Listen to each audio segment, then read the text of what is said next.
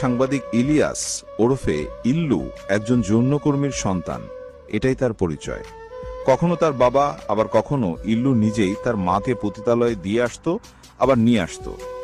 এই ইল্লু তার চাকরিতে প্রমোশনের জন্য তার 21 দিনের সদ্য বিবাহিত স্ত্রীকে নিজের বসের মনোরঞ্জনের জন্য জোর করে তার বিছানায় পাঠায়, এবং এই কারণেই সদ্য বিবাহিতা স্ত্রী তাকে ডিভোর্স দেয়।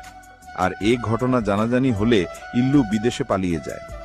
বিদেশে সে সমকামী হিসেবে আশ্রয়ে আবেদন করে এবং অদ্যাবধি সে বিদেশে অবস্থান করছে।